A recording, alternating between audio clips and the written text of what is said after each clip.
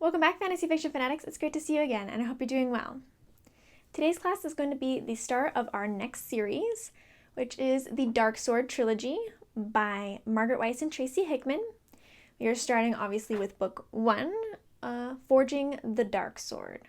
So we're going to do chapters 1 through 5 today, and of course the prologue and the extra content in the front. So hopefully you guys are enjoying the start of this story with me. I haven't read it in a little while, so I'm really enjoying getting back into this series and remembering how great it is. And hopefully, if you haven't read it before and this is your first time, that you will enjoy it just as much, experiencing it for the first time and discussing it with me. So let's go ahead and jump right into our recap as always. We have a lot of setup in this first 5 chapters and the prologue and everything like that. So we've got just a lot of information coming our way. And with this kind of world, it's nice that Margaret Weis and Tracy Hickman are really setting the scene and setting up this world for us. That way we can understand the story as we move forward, now that we have this background information. So the prologue starts off with this witch burning.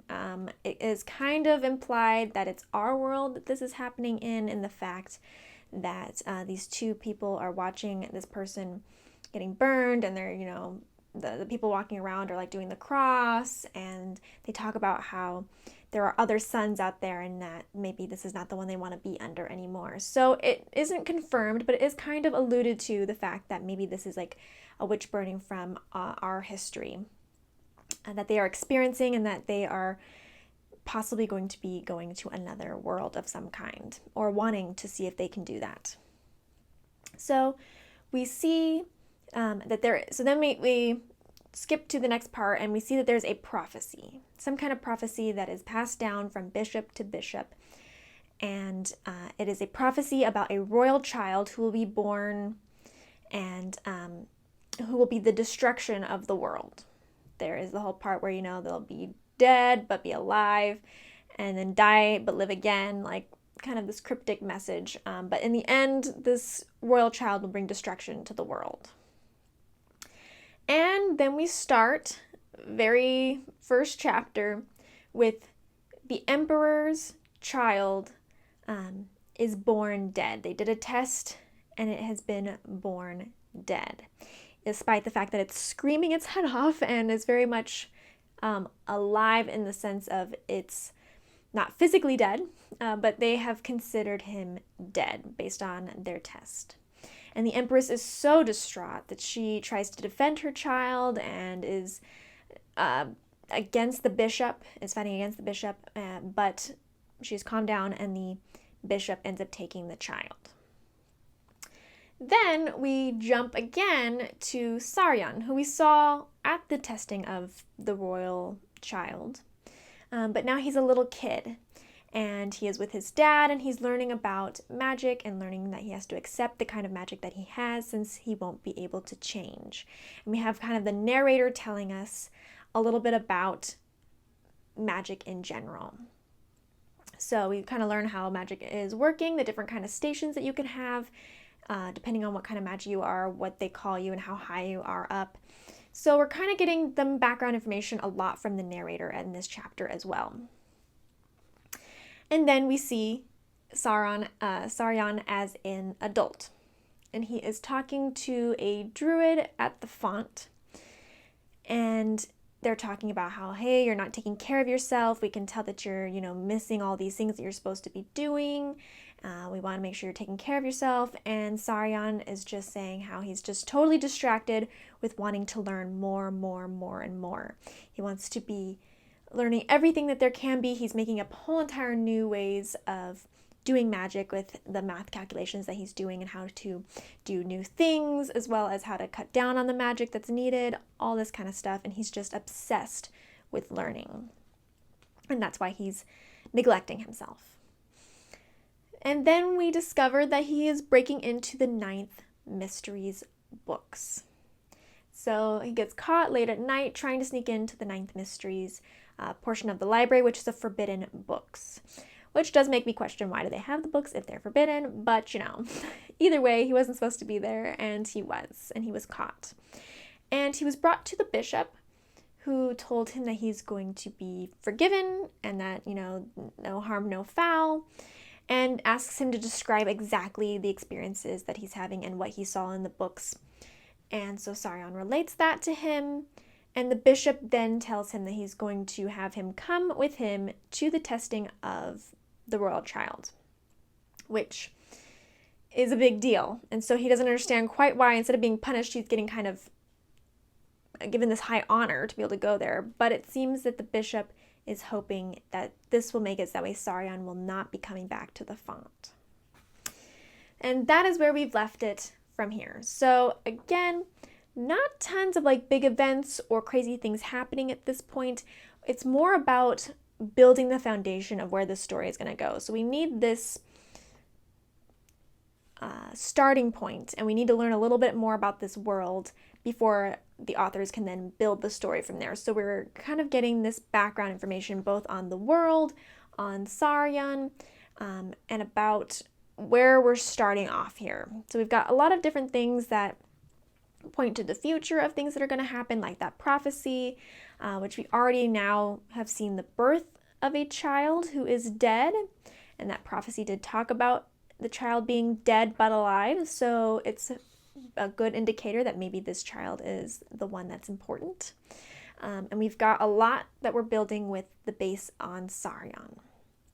So we're gonna see what happens from here, and hopefully you are intrigued enough to, if you haven't read it before at least, intrigued enough to keep reading and see what's gonna go ahead and happen here.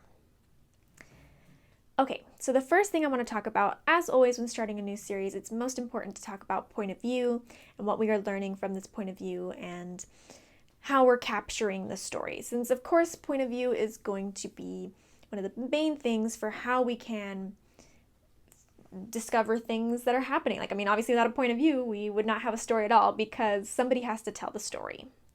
And this point of view is third person omniscient. So we definitely have a very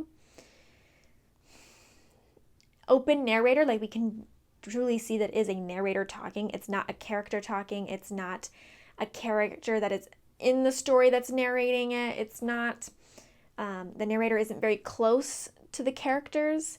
It's very much a zoomed back view of this story. We're looking down at this world and the people doing things, and the narrator is kind of dictating to us what each character is doing, a little bit about how different characters are feeling, and just giving us even a lot of exposition on just saying okay, just so you know, the magic's working this way, and these are the different things that are going on.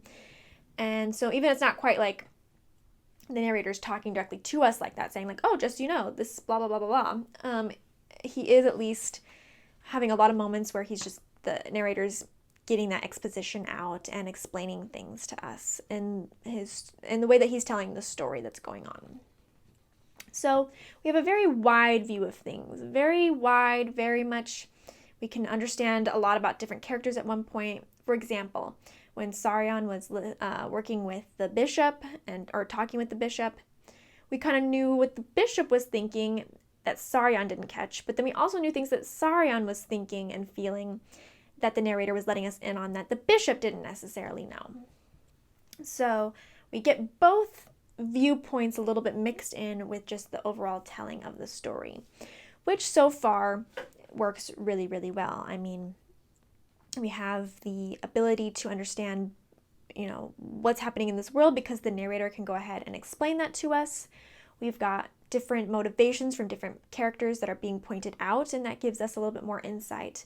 So far with how things are going, it's important that we get lots of different views. The narration is giving us these different things that we can pick up on that we need to know as the readers. So the narrator is really good, or really well positioned for how Weis and Hickman are trying to tell this story, at least at this very beginning point. It really makes it easier to be able to have a wider view of things and a little bit more closer to us as a reader than it is to the characters, if that makes any sense.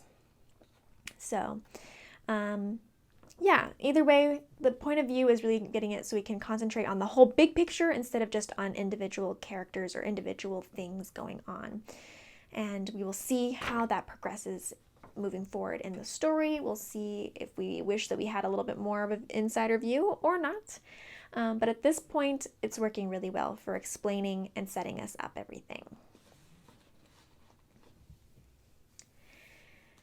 All right, let's go ahead and move on to world building.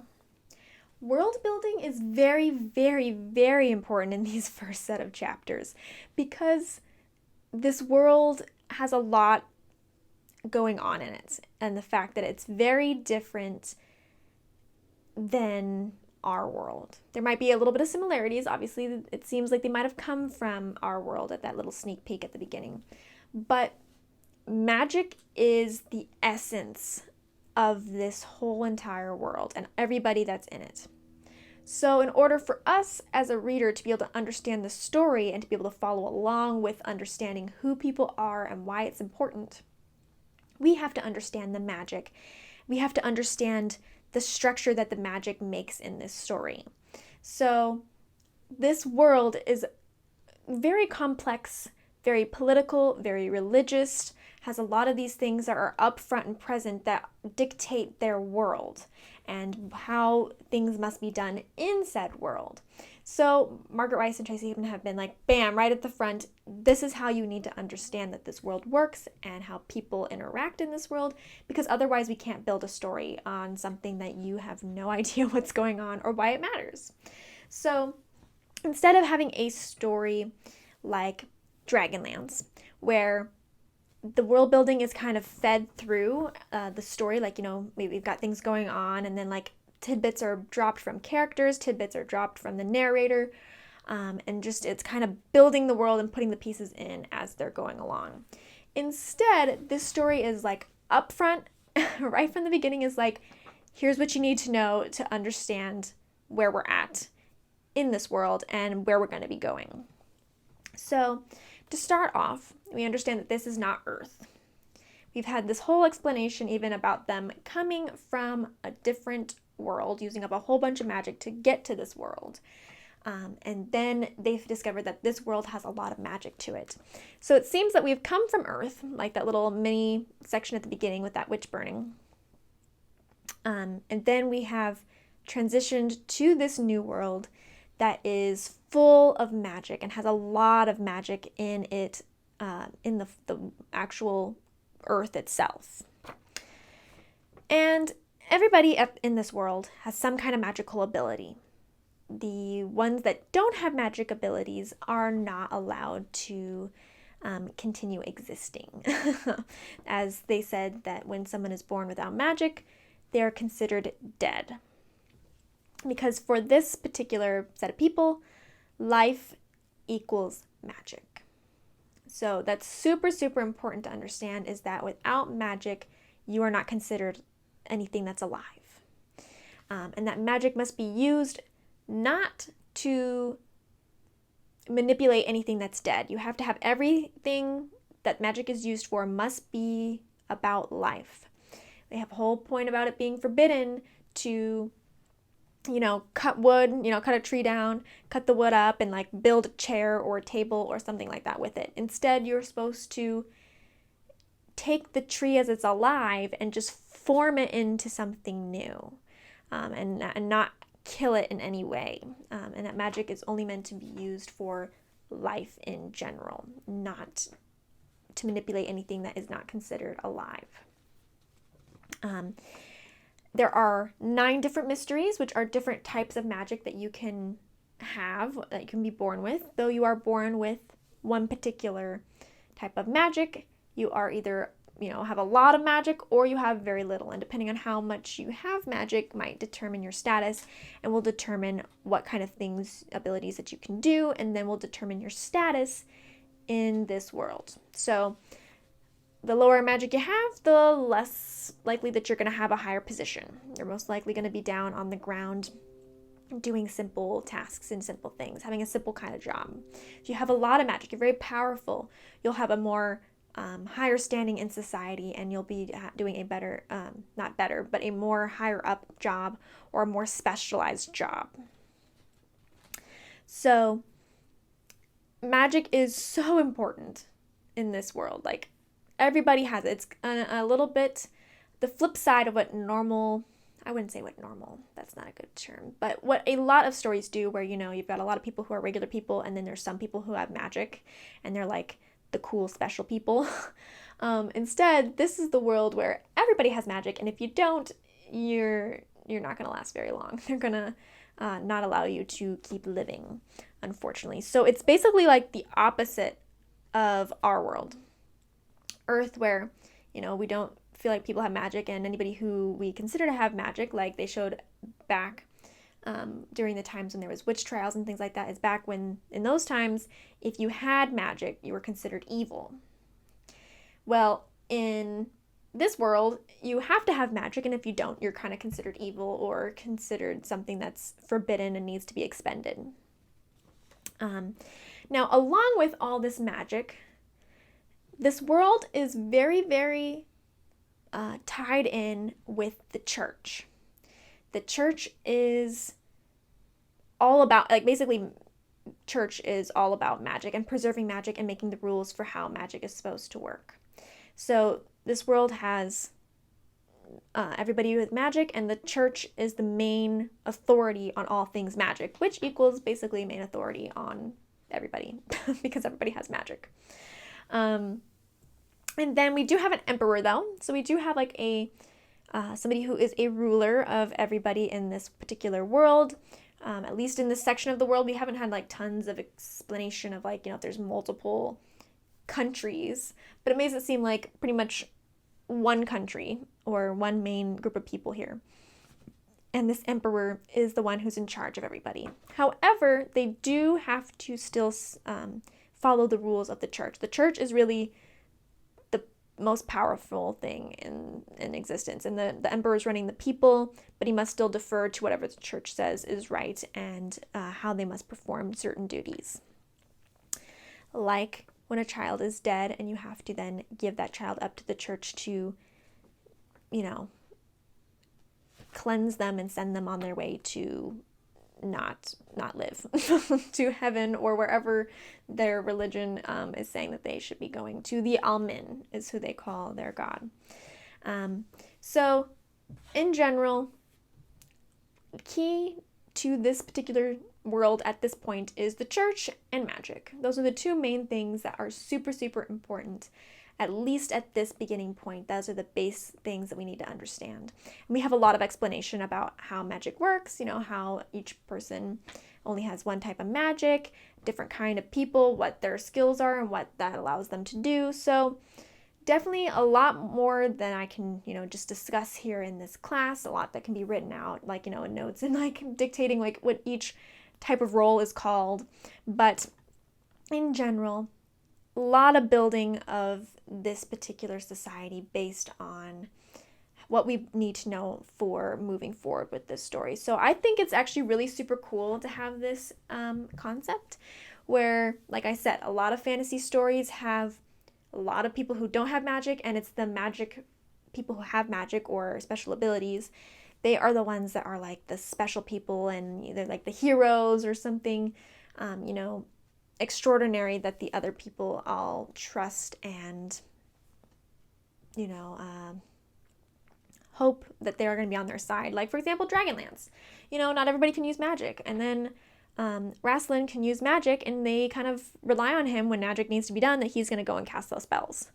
But here, in this particular story, everybody has magic, and to not have magic is forbidden and evil and horrible, and they don't even allow that to survive. They really are very particular on making sure that anybody or anything that's not about magic or deals with technology, which is the ninth mystery, is forbidden and pushed out from anybody, pushed out from even being, able to be talked about without it being very scandalous and forbidden. So I just like how it's twisted into something new, something that's a little bit more unique than other stories are. Of course, next I want to talk about the church. So the church is very, very important to this world, and it's going to be an important thing. It's already been established to be an important thing throughout the entire series. Like, this is the foundation of this world, is this church. So the god that they have is called Almin, Almin. So I'm assuming it's said Almin. And we don't know much about what they actually believe about the god in particular, but we do know that is the god that they are worshiping. Though the church has a lot of presence in every single day life. And as far as Saryon's concerned, being a catalyst, he is a part of the church. I mean, all catalysts are considered part of the church, and they are the ones that can give magic from them, like from the earth, and channel it through them to other magic users and enhance them and give them the ability to do more things. So the church is basically, like I mentioned before, the ruling faction of this world. Even though we do have royalty who make, decisions, they really have to run everything by the church as well. It's not like they just can decide whatever they want and the church is separate. The church is really who's in control here. And there's really no higher order than the church. Now, the church is really obsessed with keeping technology and non-magic from everybody. Even the church people themselves are not supposed to be looking at anything that has to do with technology. Obviously, the bishop has some kind of idea about what's in there, and the fact that he was talking with Saryon and wanting to know exactly what he was found out in there. So it makes it seem like maybe he might know a little something about this ninth mystery. Maybe he doesn't. Maybe we'll find out something different about that later. But we do know that technically even, the regular catalysts who are part of the church are not supposed to have any knowledge about this forbidden ninth mystery. Which again makes me question why they still have the books and texts anyway. It's like, if it's that forbidden, why don't you burn it all? Like, I don't understand. If no one can know about it at all, why have it? Or why have it out in like a public area? That's just my question. I don't really totally get that, but that's the way that they are running things. So they still have the text, they still know that it's there, but it's technically forbidden for anybody, and it's very harsh punishments usually for people who have even think about it or want to, have anything to do with it. Though they say when they're younger, like the druid said, like, oh, that's not unusual for you, want to be with a woman and for you to, or a man, and to, want to create things, but you are supposed to grow out of that, and that's supposed to be like something that's not overtaking you.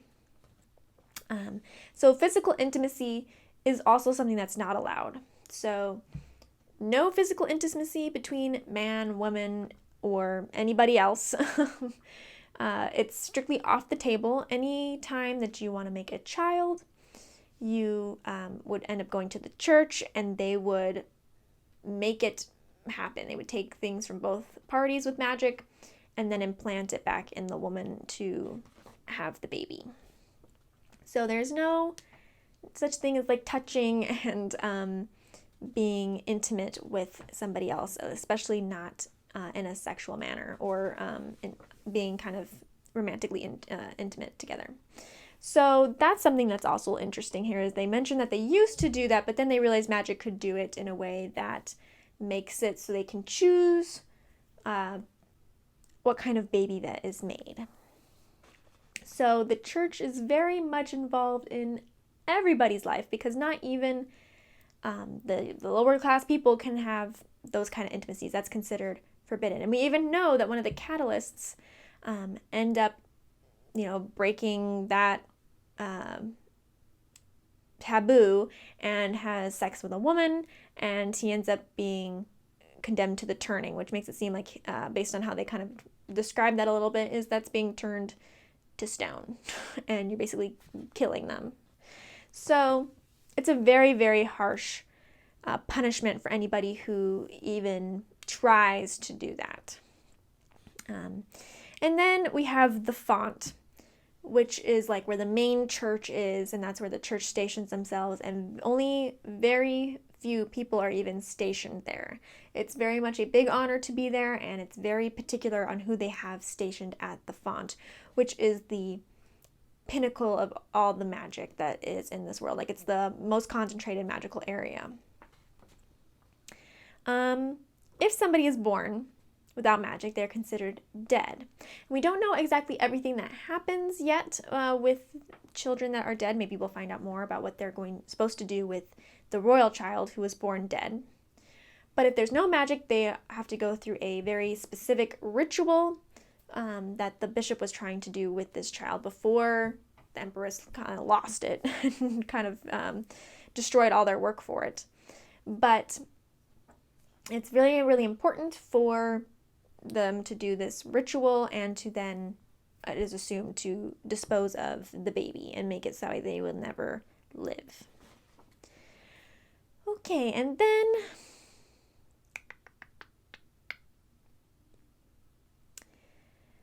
we have that marriages are arranged by the church. Sorry, I was looking at my notes and I was lost my place. So then we also have that marriage is arranged usually by the church, especially when it comes to the catalysts, since catalysts always give birth to another catalyst. And so in order for the church to continue to keep up their numbers and to keep up the people that are needed in order to channel the magic into other people, they are very particular about who catalysts can and cannot marry. They arrange it based on these visions that they're given to say, like, okay, yes, you will have a child that has magical abilities.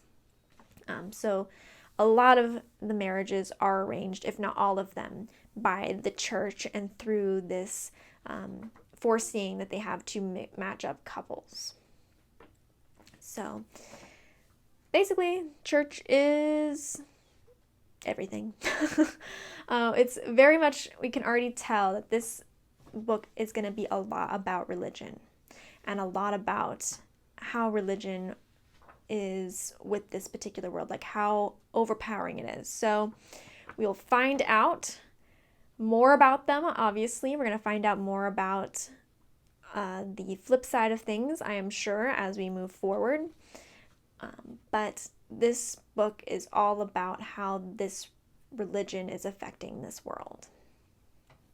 And it will be interesting to see what the term destruction of the world means, like whether the world is actually going to be destroyed or if destruction is going to be merely something that is creating something new based on how this world works right now. Okay, so my last main topic I wanted to touch on is about Saryon. So right now we don't have a lot of characters that we really know. And Saryon, I can't really say I can pinpoint and be like, he's our main character at this point from this set of chapters, because it's not really set up for him to be a main character at this point. But he is the character that we know the most about and that we have had in multiple chapters. So let's go ahead and discuss him, and maybe he is our main character, but at this point it seems like he's involved but might not necessarily be the main character. But he is somebody worth noting and is going to be important to this series. So we know a couple basic things. One, that he's a catalyst. One, that he's not had the best life growing up. His mom was very, very strict, very pious, very religious. She's very much high up in the royal line, and she's had this arranged marriage with somebody who was below her status, who seemed to be a very nice man based on the small bit of time that we saw him. It's a man who really cared about his son and was much more of a easygoing person, but he was not around as much because his wife was so harsh and ended up also dying at a younger age for Saryon. So we know that his upbringing was not really the happiest upbringing a guy could have. It was very much, very strict, very pressured for him. And he is absolutely a prodigy at math. Absolute prodigy. And he loves math. And he just wants to get to harder math, and learning more and more and more and more about what math can do. We do know that the ninth mystery being technology, he did not really understand how the book that he did see, the one book that he didn't think it was related to math. Though, we will see in the future if he ends up discovering anything else about math, since me and you know, based on having technology in our own world, that technology and math do go a lot hand in hand. But at this point, all he wants in his life, he doesn't really care about religion. He doesn't care about, taking care of himself. All he does is have this insane hunger to learn more and to be able to do more with his mathematical abilities. That is his main goal in this life. Though then he was very scared after he was discovered to be in the ninth mysteries, which he did not want to die, and that it makes sense as well. Even if he was neglecting himself, he doesn't really want to neglect himself so much or to be in trouble enough to be sentenced to the turning and to basically be killed. So, he's not the most tough guy. We see that he's very scared when he's talking to the bishop. He's kind of a little bit of an odder person, the way he is described, like, for example, with the testing of the baby. He can't quite work his magic when he's like flustered like that. Like, he can't concentrate enough to do his magic correctly. He's doesn't quite fit in. It's very clear, that's what I want to say, is it's very clear from everything we've learned about him that he doesn't quite fit in and he doesn't quite follow the rules. He's not quite where he should be in terms of where everybody else is. So super, super interesting that he's kind of stumbling around at this point. He was really wanting to not be a catalyst when he was young, but now it seems like he's kind of accepted it. But he's still kind of a flustered, not tough guy, very much that he's just obsessed with his math, and that's all he really is good at. His social skills are a little bit weaker. His skills on being a religious person is weaker. He's really there because he's a mathematical prodigy. So he was very much drawn to the ninth mysteries, which is a forbidden thing. So he doesn't quite fit in with everybody else. He doesn't see it as being evil. He just wants to know more and learn more. And so he's kind of a standout from everybody else in his order and from the people around him. So that's kind of what I wanted to talk about for Saryon. He is somebody we've, like I said, learned a little bit more about, even if he doesn't quite seem like we're totally focused on him at this point as a main character or something. It is obviously clear that he is going to have some kind of role to play in this story. Okay, let's go over the nitty-gritty. I've got 3 different nitty-gritties. The first is the prophecy. So I've mentioned a couple times throughout this class already, but the prophecy is stuck right up at the beginning, right where we can see it, right where we can ponder it as we're learning a little bit more about this world. But we talk about how in this prophecy that, there's going to be a royal child who is dead but lives, and then will die but live again. And he will bring the destruction of the world.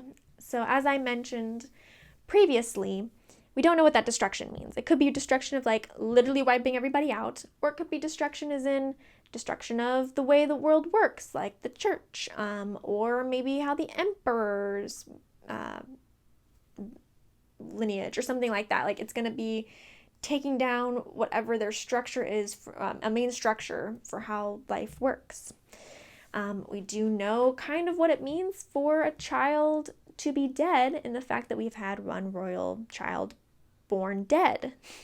Because dead does not necessarily mean literally dead. It means that they don't have any magic.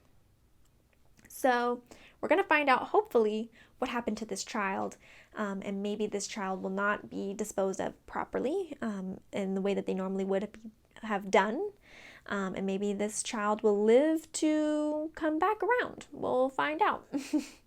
But I do think the prophecy is really interesting, that we do see it fully up front, we understand what it's supposed to be, and we will find out how that plays out for this story. Next, the bishop does not kill Saryon for some reason, even though he's in the ninth mystery. So he's got these kind of smirks going on. He's got this plan in place. He wants to try and get rid of Saryon. and never have him come back to the font again, and that's why he's taking him to the testing of the baby. But I think it's interesting is that even though, yes, he is the son of the cousin of the Empress, so he is technically very high up in royal standing. However, it seems kind of curious that he wouldn't kill him anyway, especially since I'm sure his mom would have thrown him to the wolves, considering she's so pious. But maybe that is a political play, and the fact that he doesn't want to have to kill Saryon for that. But I do think it's super interesting that the bishop specifically doesn't kill him and doesn't punish him in any way whatsoever. So we're going to see if there's another reason for that, or if it really is just a political play and he doesn't want the Empress to find out about it. Maybe he believes he'll have to answer to her, or the Empress's cousin, his mom, Saryon's mom, has to answer to her. So I'm not sure if there's other meanings to that, but it does seem like how he's smirking and how he's got this kind of hidden agenda. We'll see exactly what that means for everything. And then last but not least, Saryon has mentioned that the dead, quote, quote, dead prince will be the ruin of his life. So why will it be the ruin of his life? What is going to be the connection between this prince and Saryon? So we didn't really understand that phrase right now. I mean, it did have a mention of it, but then we kind of moved forward. So we're going to hopefully come back around and see exactly why, whether this prince is dead or alive, will actually affect Saryon in any way. It'll be interesting to find out. All right, that's all I have for this class. Hopefully you enjoyed the first 5 chapters and are excited to move on to the next set of chapters. Hopefully you are enjoying the book in general so far, and hopefully you're excited to find out what happens next.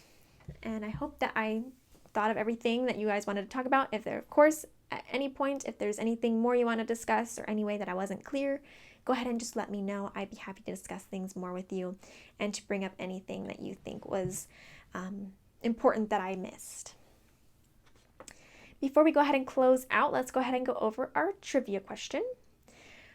So last week's trivia question was actually a question about the Darksword Trilogy, about what are catalysts and what is their role in the series, and catalysts channel magic from the earth to others, or channel magic to others in general. So unfortunately, I didn't have anybody who answered correctly this past week. I do know we are just starting off this series, but I thought it'd be fun to start off with a question as well from this series. Hopefully you guys will play next week, and thank you to everyone who gave it to their best guess. Hopefully now, if you've read the first 5 chapters, you will know for the next Darksword Trilogy question that I ask. If you would like to join in on the trivia question and see if you can get it right, it is going to be on the blog, fantasyfictionfanatics.net. It's going to be on that right-hand side on the desktop. You'll just have to scroll a little bit down, and then it will be right there. If you're on the mobile version, you'll have to scroll almost all the way to the bottom, but then you'll be able to find it there, as well as the correct answer from last week. So hopefully you guys will play with me. I really enjoy seeing your answers and getting to see who can get it right and be able to announce those with you guys. So I always find it really, really fun, and thank you all to everybody who plays. And hopefully I'll see you guys on there for the next week's. Okay, if you'd like to contact me or talk about anything with me, and down below is not the best place for you, you can also head over to my social medias. You can find me on Facebook, which is /fantasyfiction1. You can also find me on Twitter, which is @fantasyfiction1. And you can also follow me there in order to get any updates on the channel, any updates on any blog posts, or YouTube stuff that I put out, anything at all. I try and upload it there for you guys to know and be in the loop. So hopefully you will follow me there to get all that information. Or the best place for you to go is to our community Discord, which the link is down below for that. And there you can go ahead and talk to me directly, or you can even talk with your other fellow fantasy fanatics who are interested in the same kind of things you are. And we can all have a discussion together and talk about different things all as a community. So we have several people already over there chatting and talking and having a good time. So hopefully you will head over there and join us as well. We would love to have you and to hear your opinions. All right, I think that is it for me today, and I will see you guys in the next class. Bye!